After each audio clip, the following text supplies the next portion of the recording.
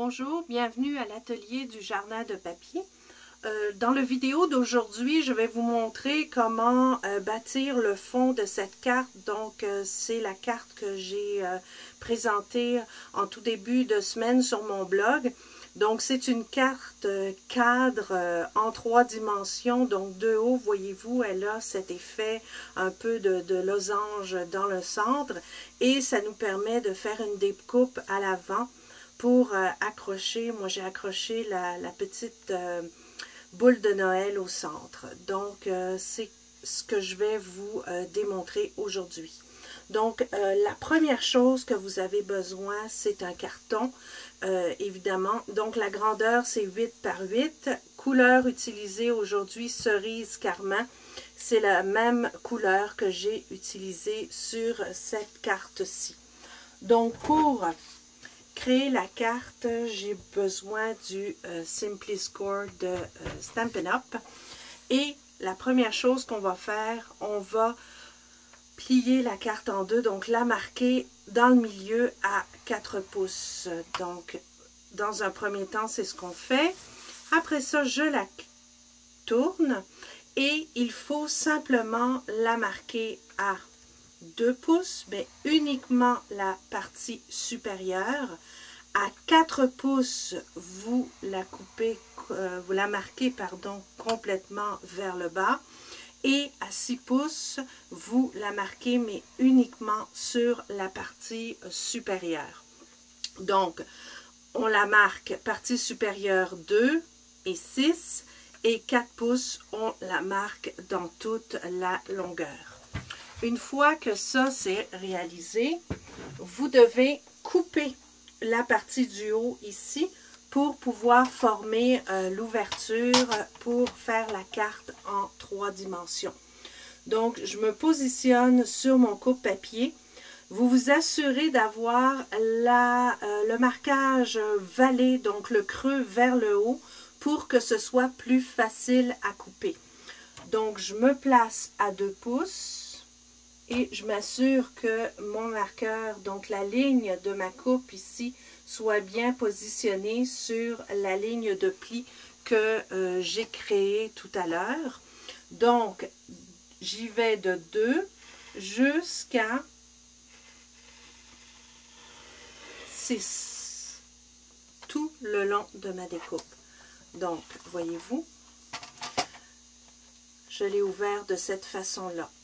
Il vous reste simplement à la plier comme ceci. Et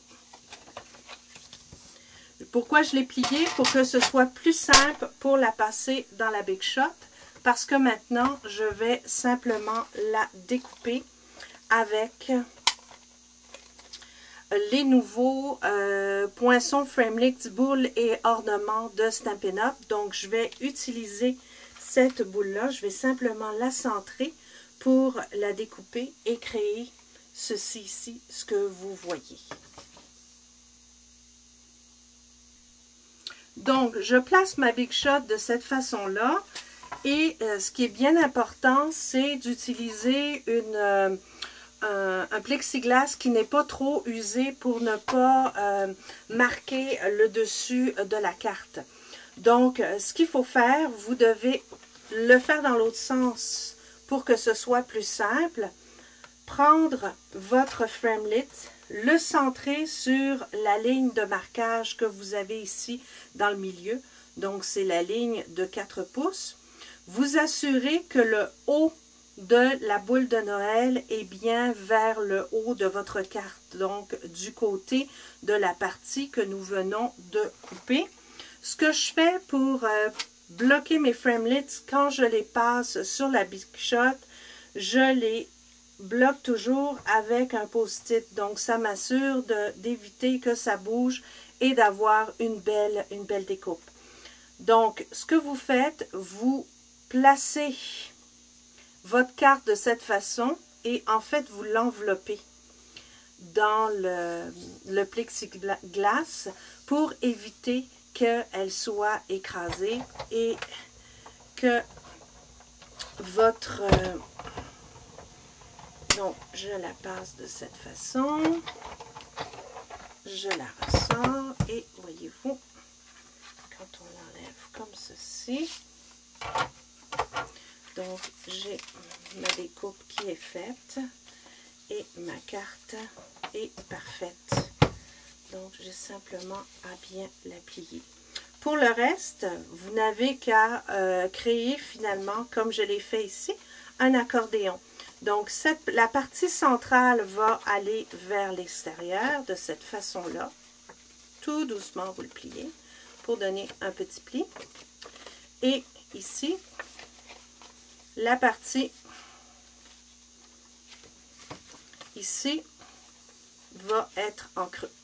Donc, ce que vous devez créer, c'est un espèce d'accordéon. Ça a l'air compliqué, mais quand vous pliez votre carte de cette façon-là, ça se fait tout seul.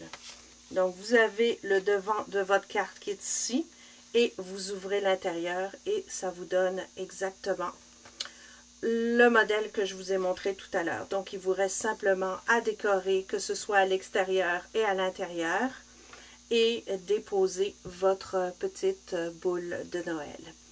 Alors, c'est tout pour aujourd'hui. Je vous remercie d'avoir regardé ce petit vidéo du mercredi. Je vous invite à visiter jardindepapier.com pour avoir plus de détails sur le projet, donc notamment la liste des produits Stampin' Up que j'ai utilisés, et aussi si vous voulez acheter des produits Stampin' Up, vous pouvez le faire en me contactant à travers jardindepapier.com. Merci beaucoup et bonne création!